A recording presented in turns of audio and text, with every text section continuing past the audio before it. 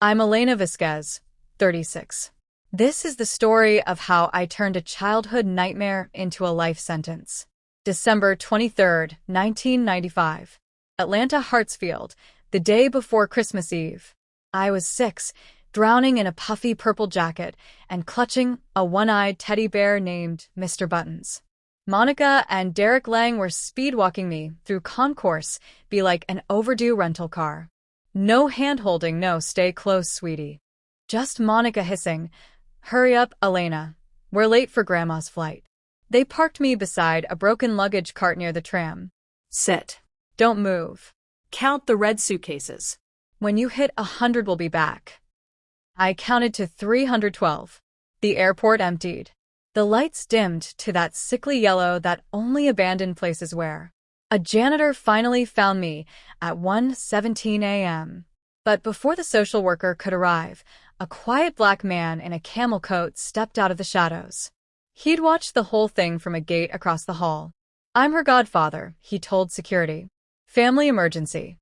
His name was Marcus Vasquez, retired Army JAG, childless widower, and the only adult who refused to let the system swallow me that night. He fought, he won, he adopted me, he raised me to fear nothing except injustice. He died last spring. The will reading was short. To my daughter Elena, everything, $9.1 million and some change. Spend it making the world fairer than it was to you. 48 hours later, I was served papers at Chambers. Monica and Derek Lang, new last name, same creditors, sued me for wrongful taking, intentional infliction of emotional distress, and the entire estate. They cried on local news about their stolen angel and how they'd never stopped looking. TikTok ate it up. Their Cash App raked in 6 figures overnight. I didn't flinch. I called Dr. Priya Patel, the most terrifying forensic accountant in the Southeast, and said, "Find the 1996 money. Grifters always monetize grief." She found it in 9 days. January 1996. Monica and Derek sued Delta for losing their unaccompanied minor. Delta paid $820,000 to make the story disappear. The settlement contained one lethal line they'd signed in blue ink. Plaintiffs accept this amount in full satisfaction for the presumed death of minor child Elena Marie Lang. They declared me dead. They cashed the check. They bought a base boat and a condo in Panama City Beach. Now they wanted the sequel. Trial day. They wore pastel, spoke in hushed martyr voices, dabbed dry eyes with Kleenex for the cameras. The jury was melting. Then I called my surprise witness. The defense calls Ava Lang to the stand. The back doors opened. Ava, 29, their miracle rainbow baby they'd had after me, walked in wearing the same exhausted expression I used to see in the mirror.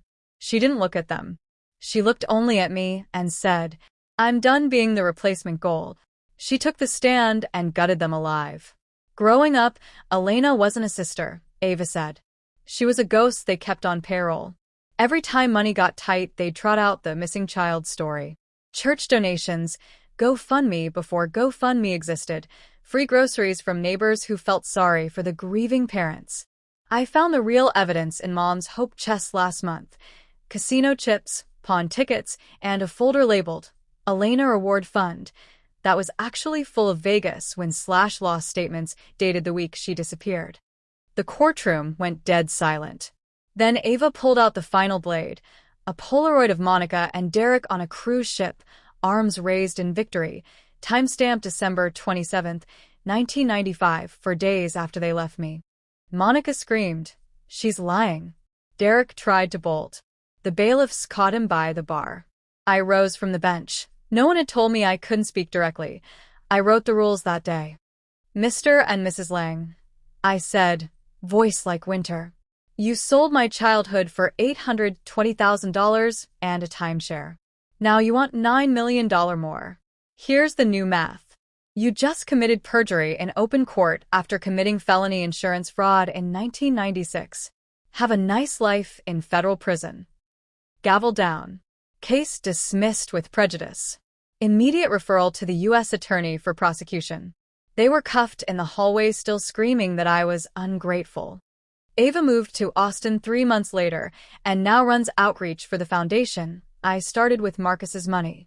The Left Luggage Project, legal armor for every kid the system tries to lose.